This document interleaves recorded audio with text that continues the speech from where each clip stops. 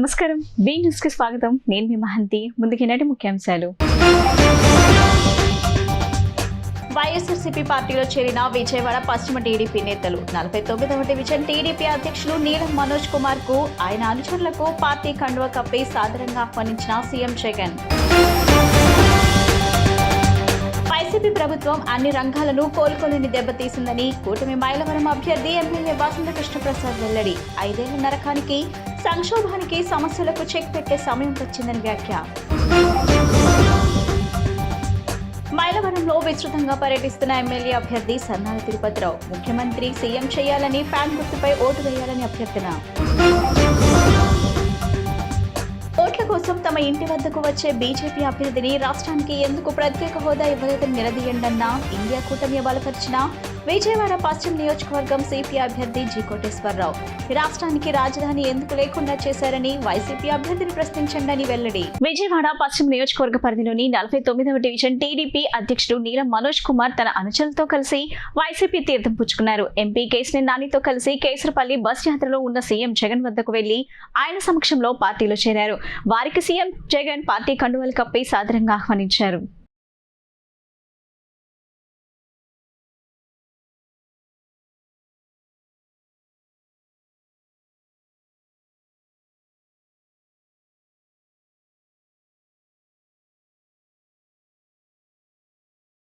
YCP ప్రభుత్వం అన్ని రంగాలను కోలుకోలేని దెబ్బతీసిందని, 5 ఏళ్ల నరకానికి, సంక్షోభానికి, సమస్యలకు చెక్ పెట్టే సమయం వచ్చిందని మైలవరం నియోజకవర్గం ఉమ్మడి అభ్యర్థి వసంత వెంకటకృష్ణప్రసాద్ అన్నారు.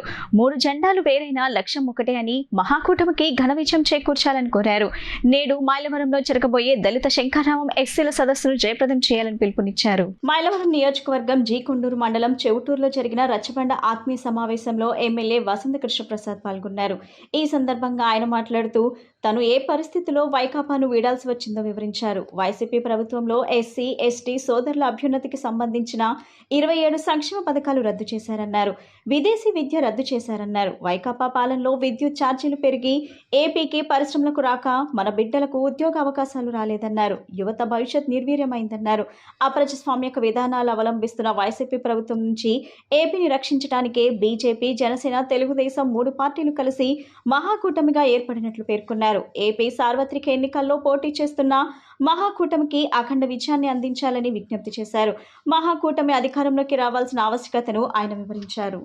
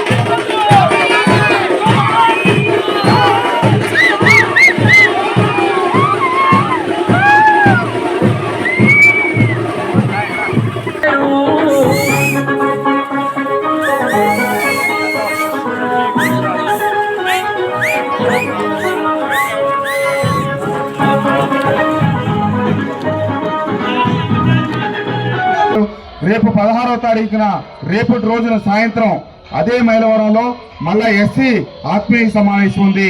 తప్పకుండా మీరందరూ దానికి కూడా రావాలని చెప్పి మీ అందరినీ ఆహ్వానిస్తూ, అలాగే 22వ తారీఖు మీ అందరి ఆశీస్సులు, దీవెనలతో చంద్రబాబు నాయుడు గారు, పవన్ కళ్యాణ్ గారు, అలాగే నరేంద్ర మోడీ గారు ఉమ్మడి ఎన్డీఏ అభ్యర్థిగా నేను పోటీ చేస్తా ఉన్నాను. ఈ రాష్ట్రంలో ఉన్నటువంటి అరాచక ప్రభుత్వం పోవాలని, ఈ పార్టీ మారాలని, ఎన్డీఏ కూటమి గెలవాలని, ఆనాడు గెలిస్తే ఈ ప్రాంతంలో ఇన్ని అభివృద్ధి పనులకు అంకురార్పణ చేసిన పనులన్నీ ఆగిపోయినాయి. కాబట్టి ఆ పనులు ముందుకు సాగాలంటే మళ్లీ కూటమే ఉండాలనే ఉద్దేశంతో పవన్ కళ్యాణ్ గారు ఎన్నో త్యాగాలు కోర్చి ఆయన ఈరోజు కూటమిని కలిపి ముందుకు నడిపించి తీసుకెళ్తా ఉన్నారు కాబట్టి తప్పకుండా కూటమి మళ్ళీ అధికారంలోకి వస్తుంది. ఈ రాష్ట్రంలో మన నియోజకవర్గంలో ఆగిపోయిన పథకాలన్నీ వెంటనే ప్రారంభించి ఆ రోజు ఎన్టీఆర్ జిల్లా మైలవరంలోని 20వ వార్డులో ఎన్నికల ప్రచారం ప్రారంభించారు. మైలవరం నియోజకవర్గం ఎమ్మెల్యే అభ్యర్థి సన్నాల తిరుపతిరావు గత ప్రభుత్వ హయాంలో జగన్మోహన్ రెడ్డి ప్రతి సామాజిక వర్గాల వారికి సహాయం చేయడంలో ఒక ఇంటి మనిషిగా తన బాధ్యతలు నిర్వహించారు. అలాగే రాబోయే ఎన్నికల్లో ఫ్యాన్ గుర్తుపై ఓటు వేసి జగన్మోహన్ రెడ్డిని ముఖ్యమంత్రిని చేయాలని ప్రజలను కోరారు. ఈ కార్యక్రమంలో పెద్ద ఎత్తున కార్యకర్తలు, అభిమానులు, నాయకులు పాల్గొన్నారు.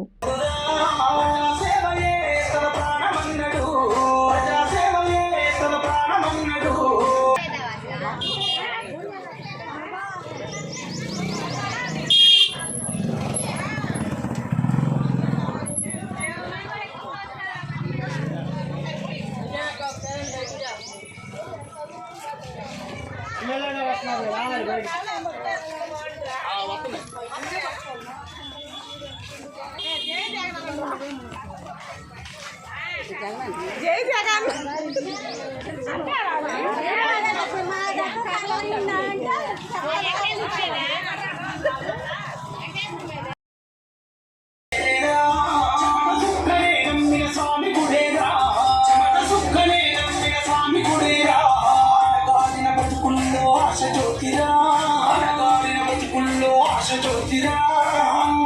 ప్రేమించే మంచి మనిషిరా, ప్రేమించే మంచి మనిషిరా. పైకి ఇచ్చారు జగన్ జగన్ అందరూ అన్న అంటారు. నేను బావగారని తీసుకుంటాను. ఎంత అభిమానం. నాకు బైక్ ఇచ్చారు, ఏడ స్థలం ఇచ్చారు, నాకు పెన్షన్ ఇస్తున్నారు. ఎన్ని అందుబాటులో ఎంత మంచి చేస్తాంటే మా బావ నేను ఎలా మర్చిపోతాను. నేను మా కుటుంబ సభ్యులందరికీ చెప్పి నేను తప్పక జీన్ చేసి మాట తప్పేదే లేదు.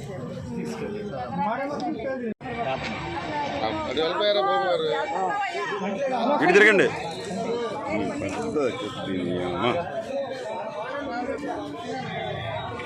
ఓకే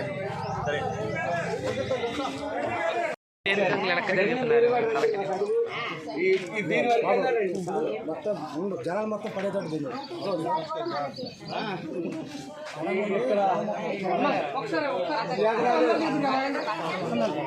ఒకసారి కొట్టుకోవాలి అన్న నువ్వు ఇక్కడ ఉంటుంది. సరిపోద్ది. ఓట్ల కోసం తమ ఇంటి వద్దకు వచ్చే బీజేపీ అభ్యర్థిని రాష్ట్రానికి ఎందుకు ప్రత్యేక హోదా ఇవ్వలేదని నిలదీయండని ఇండియా కూటమి బలపరిచిన విజయవాడ పశ్చిమ నియోజకవర్గ సిపి అభ్యర్థి జి కోటేశ్వరరావు వైసీపీ అభ్యర్థిని ప్రశ్నించండి అన్నారు. నిత్యం ప్రజల మధ్య ఉండే కమ్యూనిస్టు పార్టీ అభ్యర్థిని గెలిపించాలని విజయవాడ పశ్చిమ నియోజకవర్గంలో సంపన్నులకు సామాన్యుడికి మధ్య పోటీ అని కోరారు. స్థానిక 50వ డివిజన్లో పశ్చిమ నియోజకవర్గం సిపి అభ్యర్థి జి కోటేశ్వరరావు ఎన్నికల ప్రచారం నిర్వహించారు. ఇంటింటికి వెళ్లి ప్రజా సమస్యలు తెలుసుకుని పరిష్కారానికి కృషి చేస్తానని హామీ ఇచ్చారు. ఈ సందర్భంగా జి కోటేశ్వరరావు మాట్లాడుతూ కేంద్రంలో అధికారంలో ఉన్న బీజేపీ, రాష్ట్రంలో అధికారంలో ఉన్న వైసీపీ రెండూ కూడా రాష్ట్రానికి తీవ్ర అన్యాయం చేశాయని మండిపడ్డారు. హోదా ఇస్తామన్న బీజేపీ, తెస్తామన్న వైసీపీ రెండు పార్టీలు ప్రజలను ఘోరంగా మోసం చేశాయని ఆగ్రహం వ్యక్తం చేశారు. మళ్లీ ఇప్పుడు కోట్లతోటి ఓట్లను కొనుగోలు చేసి గద్దెనెక్కాలని చూస్తున్నాయని చెప్పారు. ప్రజలు విఘ్నతతో ఆలోచించాలని, కోటేశ్వర్లకు ఓట్లు వేస్తే వారు ఢిల్లీలో ఉంటారని, అదే నిత్యం ప్రజల్లో మధ్య ఉండే సామాన్యుడైన తనకు ఓటు వేసి గెలిపిస్తే ఇక్కడే నిరంతరం జనం మధ్య ఉంటానని, చట్టసభల్లో ప్రజావాణి వినిపిస్తానని జి కోటేశ్వరరావు తెలిపారు. తనను గెలిపిస్తే దీర్ఘకాలంగా పెండింగ్లో ఉన్న కొండ ప్రాంత ఇళ్లకు రిజిస్ట్రేషన్ చేయిస్తానని, 6 ఏళ్ల కిందట టిట్కో ఇళ్ల కోసం 25,000 రూపాయలు, 50,000, ₹1,00,000 చొప్పున కట్టిన లబ్ధిదారులందరికీ ఇల్లు కేటాయించేలా చూస్తానని హామీ ఇచ్చారు. సిపిఎం కార్పొరేటర్ బోయ సత్యబాబు మాట్లాడుతూ నిత్యావసర సరుకుల నుంచి విద్యుత్, పెట్రోల్, డీజిల్, గ్యాస్ వంటి అన్ని ధరలను పెంచడంతో పాటు ప్రభుత్వ రంగ సంస్థలను కార్పొరేటర్లకు అమ్మేస్తున్న బ్యాంకులను లూటీ చేస్తున్న బీజేపీని, దానికి ఊడిగం చేస్తున్న వైసీపీని ఓడించాలని కోరారు.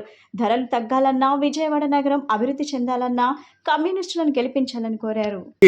ఎన్నికల మేనిఫెస్టోలో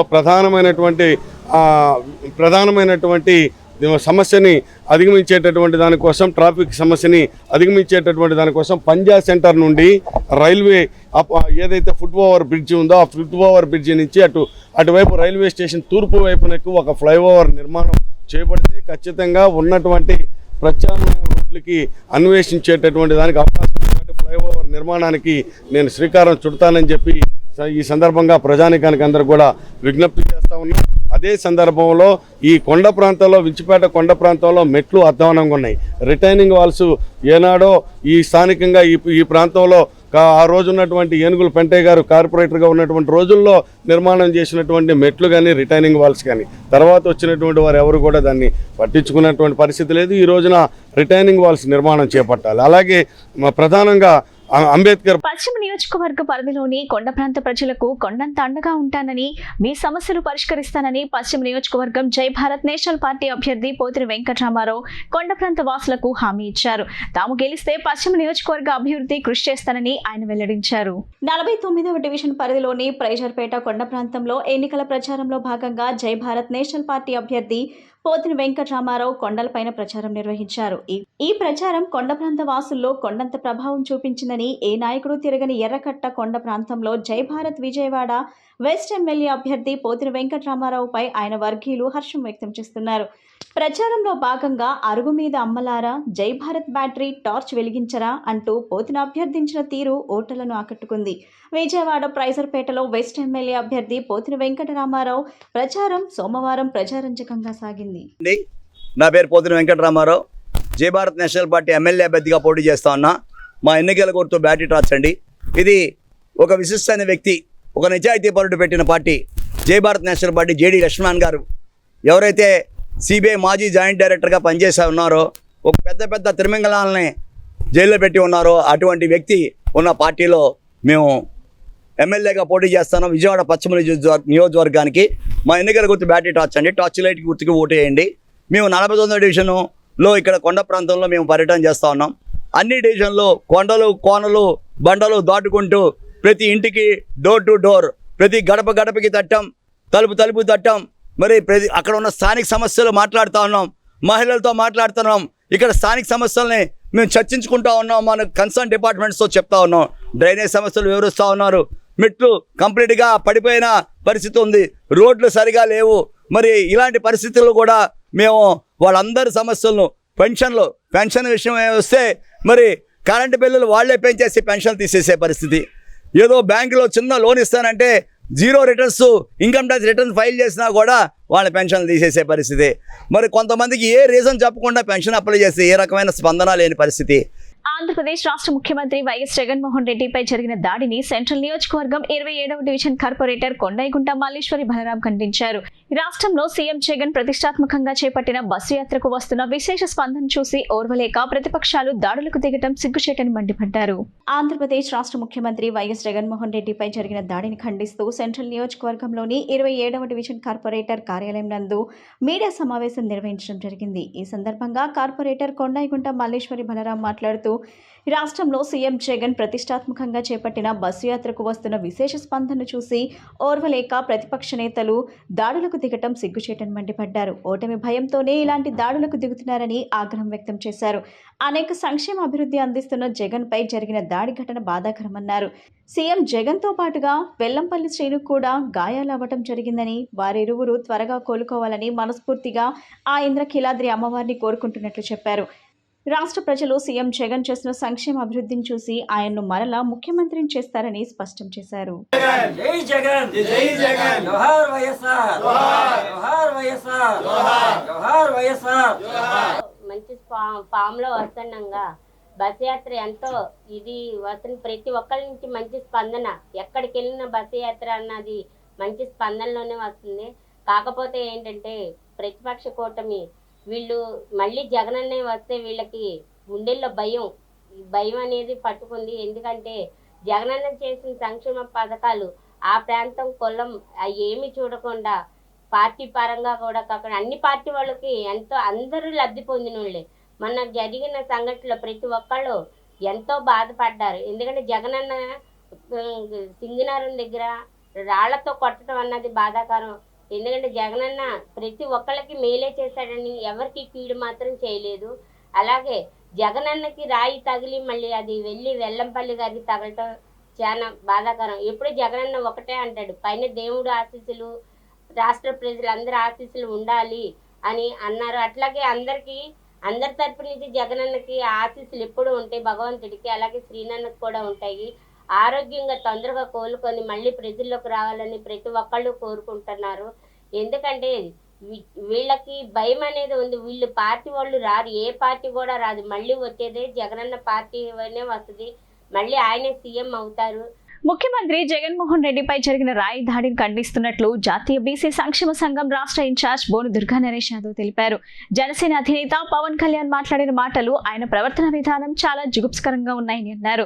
రాజకీయాల్లో దిగజారి మాట్లాడాల్సిన అవసరం లేదన్నారు. చంద్రబాబుకు మొదటి నుంచి కుళ్ళు కుతంత్రాలు బాగా అలవాటని, పవన్ కళ్యాణ్ కు ఏమైందో తెలియదని కళ్ళు తాగిన కోతిలా ప్రవర్తిస్తూ జగన్ పై విమర్శలు చేశారని మండిపడ్డారు. జాతీయ బీసీ సంక్షేమ సంఘం రాష్ట్ర ఇన్ఛార్జ్ బోను దుర్గా నరేష్ యాదవ్ మీడియా సమావేశం నిర్వహించారు. సమావేశంలో ఆయన మాట్లాడుతూ జగన్మోహన్ రెడ్డిపై పవన్ కళ్యాణ్ చేసిన వ్యాఖ్యలను ఖండించారు. పవన్ కళ్యాణ్ అంటే గాలివాటం కలవాడని, నిన్న ఆయన చేష్టలు ప్రవర్తన బట్టి అర్థమైందన్నారు. ఆయన యువతకు ఏ సందేశం ఇస్తున్నాడో అర్థం కావటం లేదన్నారు.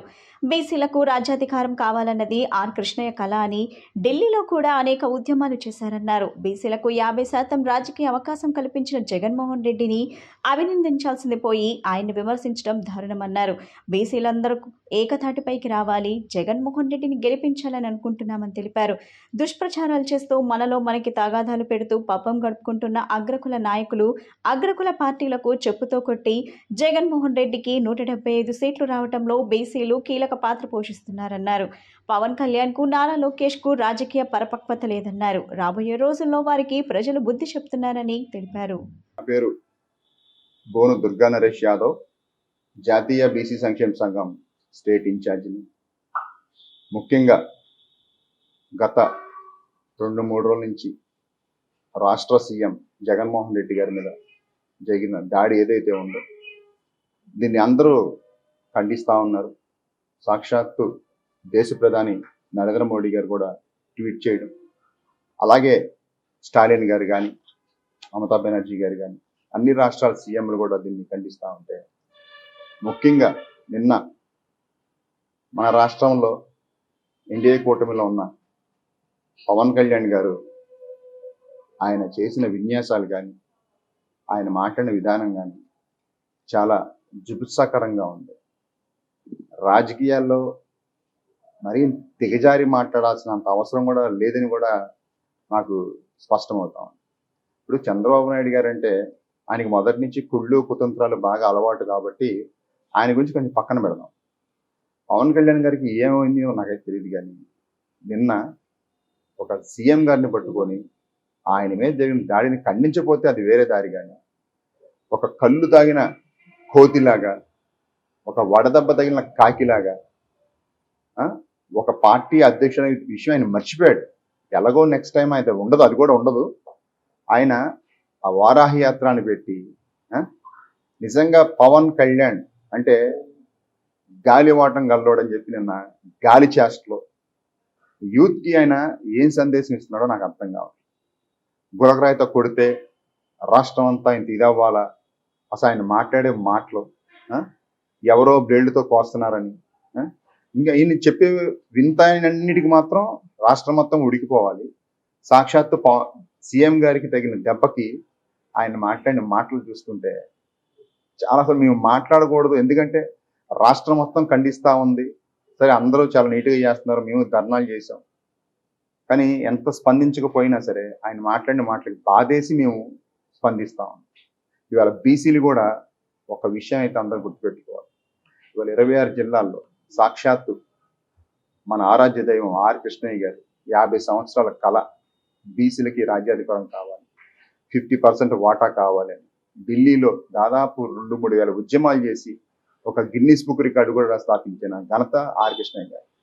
ఇవాళ ఒక అడుగు ముందుకేసి ఒక రాష్ట్రానికి సంబంధించిన సీఎం జగన్మోహన్ రెడ్డి గారు ఇవాళ బీసీలకి 50% రాజకీయాల అవకాశం కల్పించిన ఆయన్ని మనందరం అప్రిషియేట్ చేసి, ఏ పార్టీలో ఉన్నా ఎవరైనా సరే మన బీసీలు, మన అంతిమ గోలు బీసీలకి 50% రిజర్వేషన్ గురించే కదా. అది మన జగన్మోహన్ రెడ్డి గారు ఇస్తుంటే సాక్షాత్తు నేను స్టేట్ ఇన్ఛార్జిగా ఉంటూ కూడా మేము మా కళ్ళారా చూస్తూ ఉన్నాం. బీసీలు కూడా ఒక తాటి మీదకి రావాలి, అలాగే జగన్మోహన్ రెడ్డి గారి గవర్నమెంట్ని గెలిపించాలి. రాష్ట్రంలో వైసీపీ ప్రభుత్వం అధికారంలోకి వచ్చిన తర్వాత ఆంధ్రప్రదేశ్ను ఆదాని ప్రదేశ్గా మార్చారని ఆంధ్రప్రదేశ్ ప్రొఫెషనల్ ఫోరం అధ్యక్షులు నేతి మహేశ్వరరావు విమర్శించారు. గంగవరం పోర్టును ఆదానికి తాకట్టు పెట్టారని మండిపడ్డారు. ఆంధ్రప్రదేశ్ గంగవరం పోర్టు ప్రజల ఆస్తి అని దానిని రాష్ట్ర ప్రభుత్వం ఆధీనంలోకి తీసుకోవాలని డిమాండ్ చేశారు. విజయవాడ గాంధీనగర్ ప్రెస్ క్లబ్ నందు నిర్వహించిన మీడియా సమావేశంలో ఆయన మాట్లాడుతూ సీఎం వైఎస్ జగన్మోహన్ రెడ్డి గంగవరం పోర్టును ఆదానికి అప్పచెప్పారని తాకట్టు పెట్టారని మండిపడ్డారు. ఆదానికి సీఎం జగన్ ఊడిగం చేస్తున్నారని ఆగ్రహం వ్యక్తం చేశారు. ఆంధ్రప్రదేశ్ ప్రభుత్వం గంగవరం పోర్ట్ కార్పొరేట్ చేతుల్లో పెట్టారని, గతంలో జెట్టి నిర్మిస్తామని ఉద్యోగం కల్పిస్తామని హామీ ఇచ్చి దానిని విస్మరించారని అన్నారు. గంగవరం పోర్ట్ ఉద్యోగులకు జీతాలు పెంచాలి, మెడికల్ ఫెసిలిటీస్ కల్పించాలని ఆంధ్రప్రదేశ్ గంగవరం పోర్టు ప్రజల ఆస్తి స్పష్టం చేశారు. నమస్కారం. ఈరోజు ప్రెస్ మీట్ యొక్క ముఖ్య ఉద్దేశం గంగవరం పోర్టులో జరుగుతున్న ఉద్యోగులు చేస్తున్న ధర్నా మీద రాష్ట్ర ప్రభుత్వం స్పందించకపోవడం, అలాగే దాని తాలూకా వార్తను కూడా బయటికి రాని పరిస్థితి చూస్తూ ఉంటే ఆంధ్రప్రదేశ్ని మనం ఆంధ్రప్రదేశ్ అనుకోవాలా లేదా అదానీ ప్రదేశ్ అనుకోవాలా అనేది మనందరికి కూడా డౌట్ వస్తుంది అనుకోవాలి. జనరల్గా ఎకనామిక్స్లో labour has weak bargaining power అంటాం.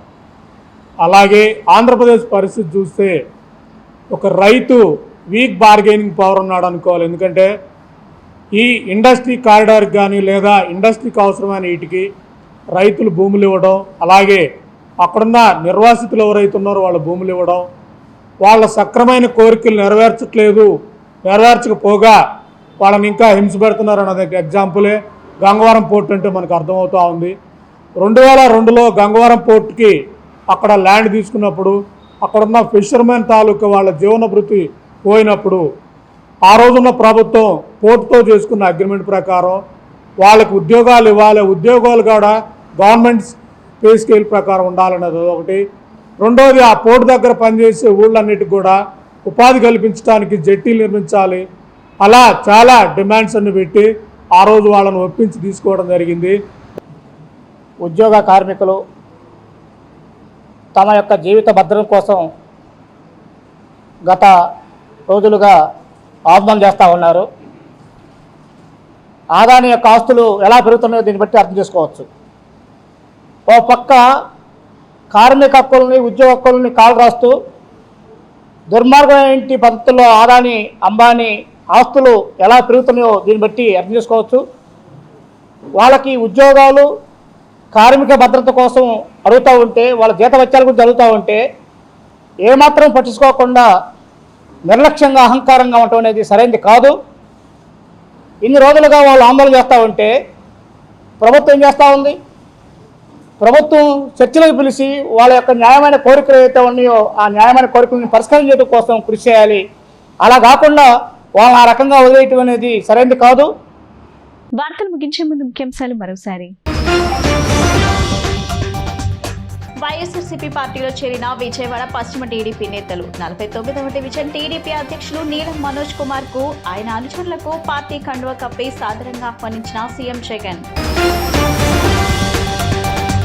వైసీపీ ప్రభుత్వం అన్ని రంగాలను కోలుకోలేని దెబ్బతీసిందని కూటమి మైలవరం అభ్యర్థి ఎమ్మెల్యే వసంత కృష్ణప్రసాద్ వెల్లడి. 5 ఏళ్ల నరకానికి, సంక్షోభానికి, సమస్యలకు చెక్ పెట్టే సమయం వచ్చిందని వ్యాఖ్య. మైలవరంలో విస్తృతంగా పర్యటిస్తున్న ఎమ్మెల్యే అభ్యర్థి సన్నాల తిరుపతిరావు. ముఖ్యమంత్రి సీఎం చేయాలని, ఫ్యాన్ గుర్తుపై ఓటు వేయాలని అభ్యర్థన. ఓట్ల కోసం తమ ఇంటి వద్దకు వచ్చే బీజేపీ అభ్యర్థిని రాష్ట్రానికి ఎందుకు ప్రత్యేక హోదా ఇవ్వలేదని నిలదీయండన్న ఇండియా కూటమి బలపరిచిన విజయవాడ పశ్చిమ నియోజకవర్గం సిపిఐ అభ్యర్థి జి కోటేశ్వరరావు.